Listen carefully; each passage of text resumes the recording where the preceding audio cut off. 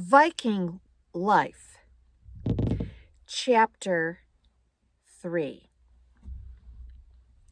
As we sat in the semi-darkness, my grandmother began to serve us the evening meal.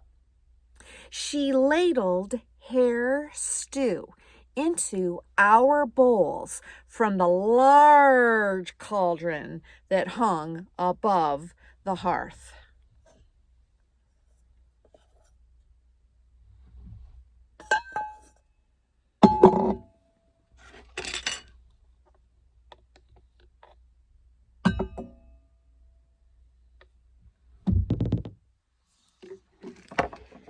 As she did this, my mother was busying herself lighting the small lamps that were strategically placed around our wooden house.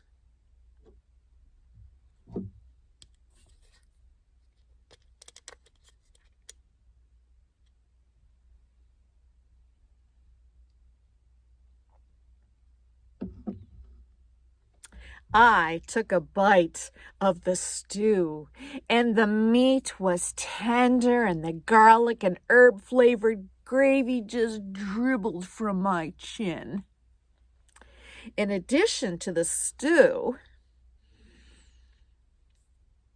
my grandmother had made barley bread.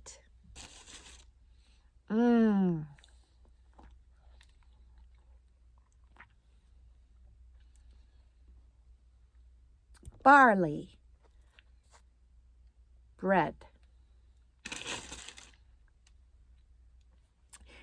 It had been removed from the hot ashes in the bottom of the fire, and everything tasted delicious. I had a large family, and we all lived together in one long rectangular house. Almost all aspects of the family took place in the central hall of our home.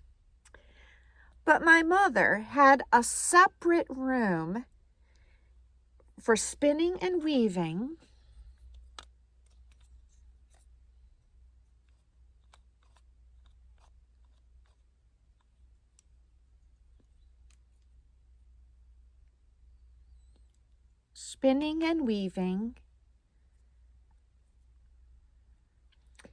in the back of the house. As I devoured my dinner, and I looked around at all the people that I loved. I wanted to keep their faces imprinted on my mind, in my memory forever, because soon I would be leaving them and sailing to far away, to a land in the middle of the Western Ocean, the land of Iceland. It is known for its strange fires called volcanoes.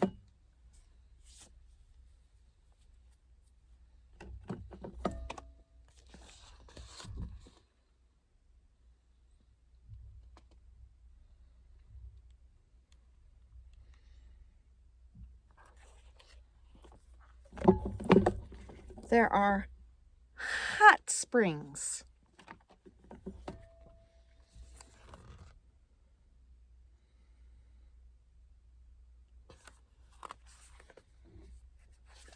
And ice-covered mountains.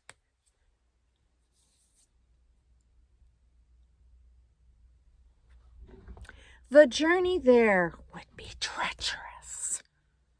And there were reports that the oceans were filled with gigantic whales.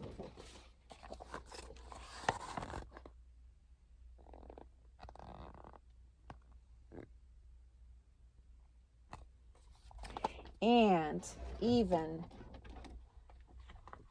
sea monsters.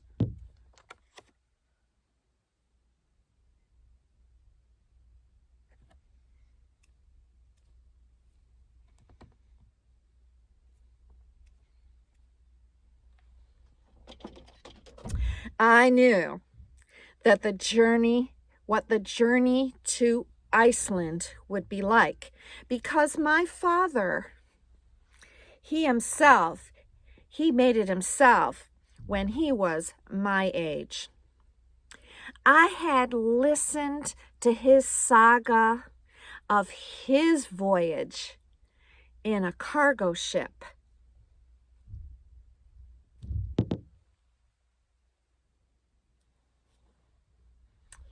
With his brothers, Valley and Toonie. His brothers had stayed in Iceland and became successful farmers. My father, he returned to Norway and he married my mother. I didn't want to make that dangerous journey and leave my loved ones, but I knew I had to leave with other young Norse to escape the conflict. While we ate, the adults sat on the raised beds that served both as seats and places to sleep. The children, they sat cross-legged on the floor. My grandparents, Bjork and Alfie, my younger brothers, Arn, Sten, and Carl, and my sister, Kitta.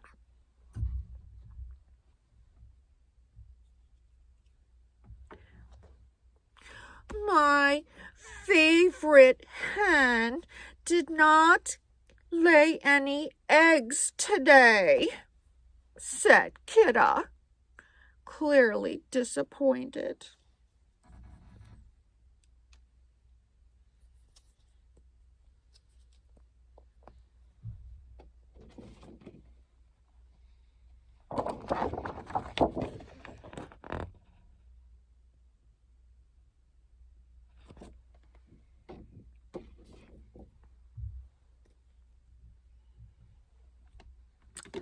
Maybe we'll lay twice as many eggs tomorrow, replied Grandfather Alfie.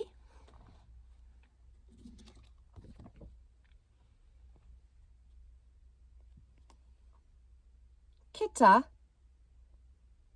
Chickens, hens. Kitta. It is Kitta's job to tend to the chickens. All of our animals were kept in pens behind the house. Each day, Kitta watered and fed the chickens and collected the eggs.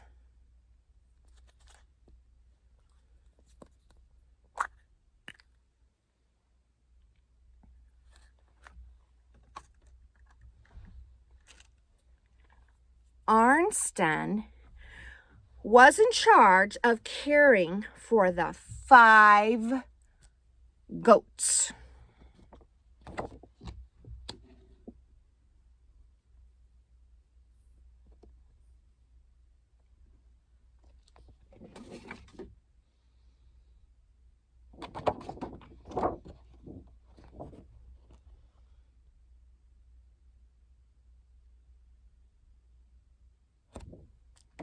Goat. He fed them and milked them, and he liked to play chase with them too. We also had 3 cows.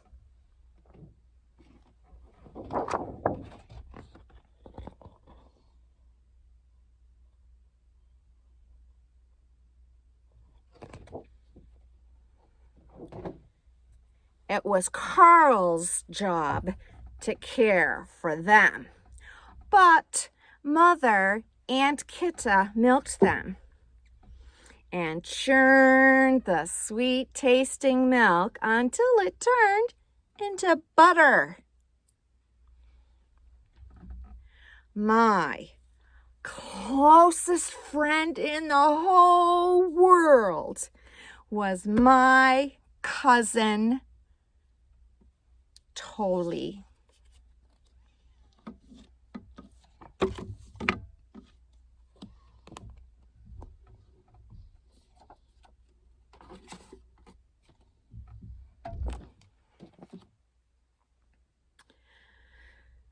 Tolly and I had many adventures together.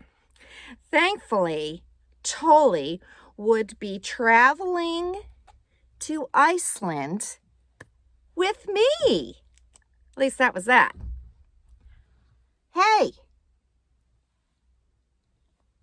Hey, Bjorn, do you want to go down to the harbor and see if the men have finished loading the long ships for our journey? I'll race you, Tolly exclaimed. For several seconds, we stared at each other.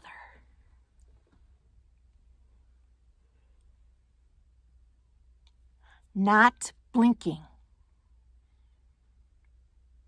and eyeing the doorway.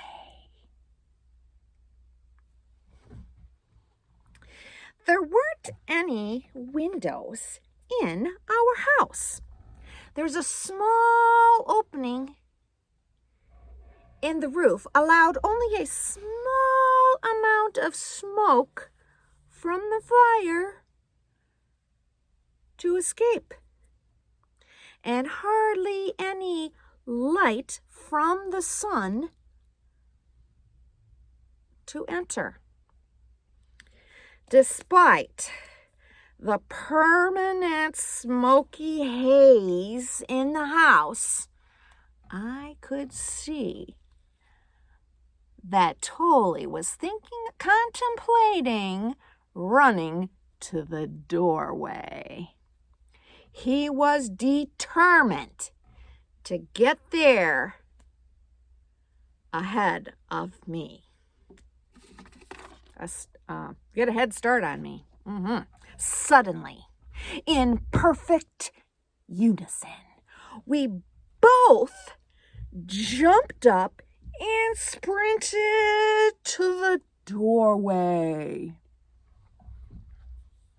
Tolly made it out first, but he slipped in a puddle. I jumped into the air and jumped over him. I started the lead, sprinting forward as fast as I could. Outside, the sun had set, and many stars, as well as the full moon, were already visible in the evening sky. A few of the dirt roads in our town were covered with planks of wood. This allowed wagons that were loaded with goods and supplies to be moved around our town more easily. However, many of the streets were simply dirt tracks, and now, because of the rain, they were a series of mud puddles.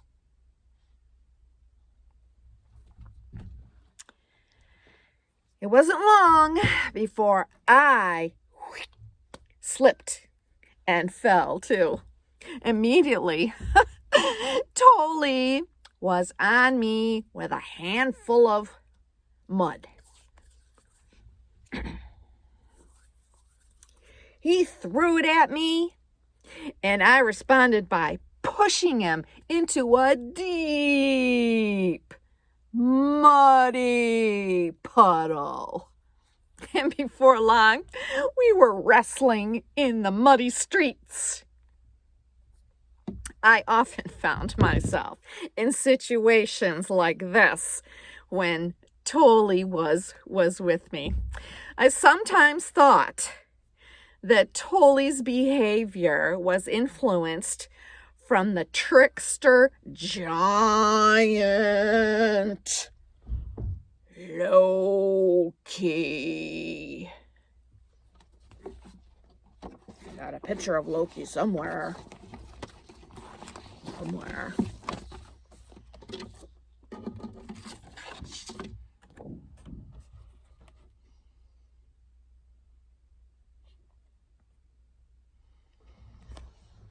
Despite his bad behavior, he had been invited to live with the Viking gods in Asgard.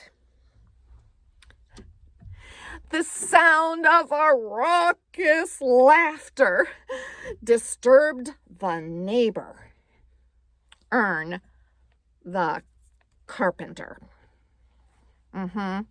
He and his family were preparing to go to sleep for the night, and he came to the doorway and he ordered us to be quiet.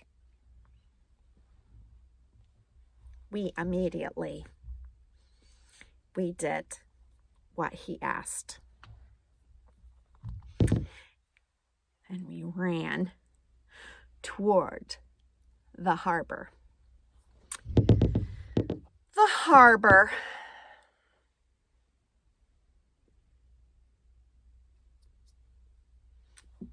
The harbor was a magical place.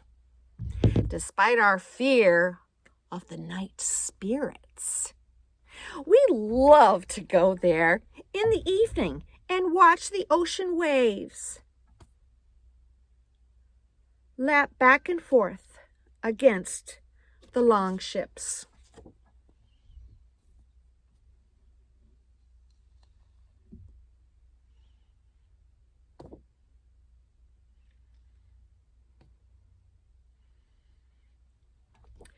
Other vessels were tied up and docked there for the nighttime too.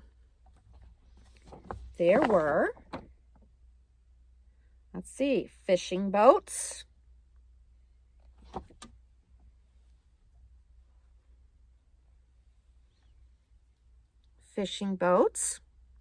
and rowboats,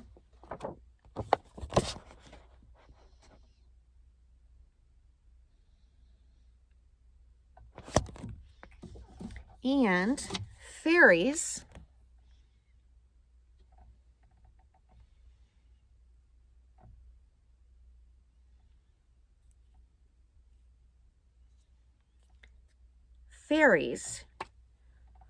boats used for carrying passengers across the river and fjords. Because most people in my homeland, they lived on or near the coast or near a river or fjord, boats of various sizes and shapes were our main form of transportation because we were master shipbuilders. Our ships were known far and wide for their design, for their speed, and ability to move easily through the waters. In a matter of days, Tolly and I would be traveling aboard a cargo ship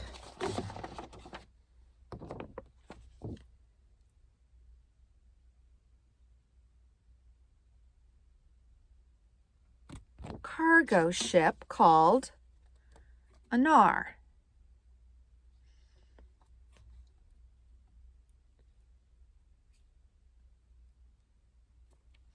Many of the supplies that we needed for the journey had already been loaded aboard the vessel. They were stowed in the center of the ship and covered with animal hide to protect them from the rain and the powerful waves. We'd also be taking supplies of iron, tar, barley, and cloth to trade in the farmstead in Reykjavik. Once in Iceland, the cargo ship would be reloaded with much needed food supplies and then would return as swiftly as it could to our homeland. Bjorn, look! Tori whispered suddenly. It looks like there's some people on the board that longship over there. You see the torchlight?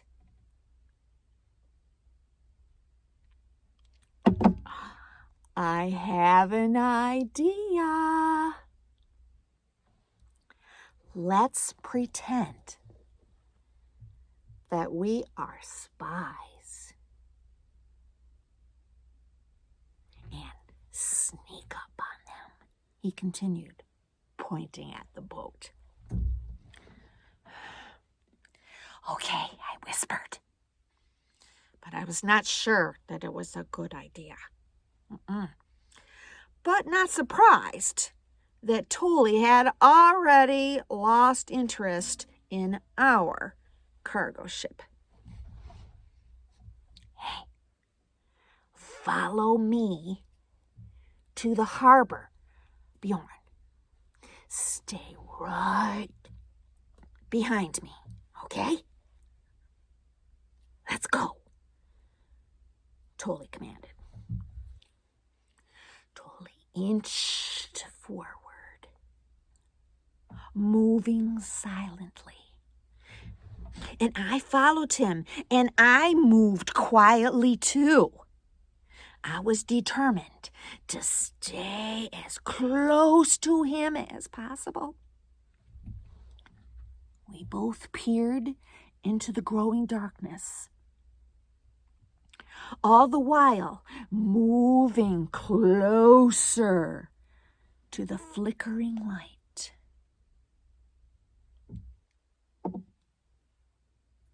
On